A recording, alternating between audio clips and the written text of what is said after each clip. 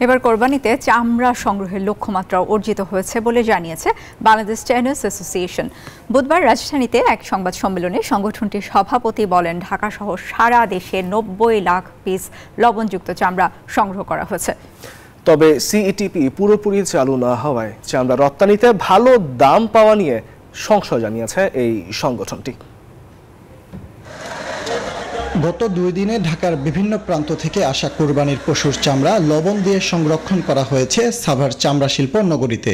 Bangladesh tanners association বলছে, এখন পর্যন্ত সাভারের ট্যানারিগুলোতে ঢুকেছে 4,75,000 লবণযুক্ত চামড়া। এছাড়া পোস্তায় সংরক্ষণ করা হয়েছে আরও 1,20,000। দেশের বিভিন্ন জেলার আড়তগুলোতেও লবণযুক্ত চামড়া মজুত করেছেন ব্যবসায়ীরা।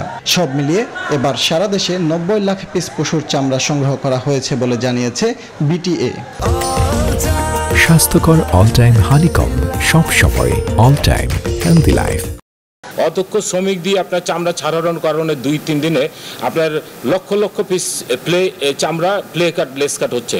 পোস্তা এবং হাজারবাগ সহ বিভিন্ন এলাকাতে লবণ দিয়ে চামড়া রাখা হয়েছে।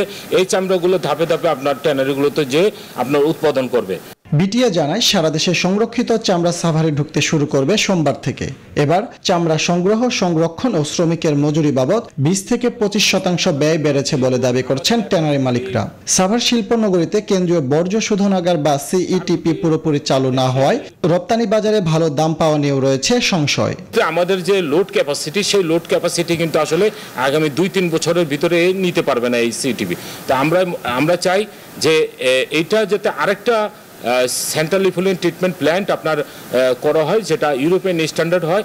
এদিকে প্রাথমিক পরিশোধন ছাড়া যাতে ট্যানারির বর্জ্য সিইটিপিতে আসতে না পারে সেটি নিশ্চিত করা হয়েছে বলে দাবি শিল্প সচিবের। আমরা নিচে দিয়ে একটা পাইপলাইন করেছি, যে ব্যাকফ্লো করে যে লিচেটেড পানিটা আসবে সেটা আবার সিইটিপিতে ব্যাক করে এটাকে পিউরিফাই করে ছাড়া হবে। অর্থাৎ ন্যাচারাল ওয়াটারওয়েজে কোনো পলিউটেড ওয়াটার যাওয়ার কোনো সুযোগ নেই।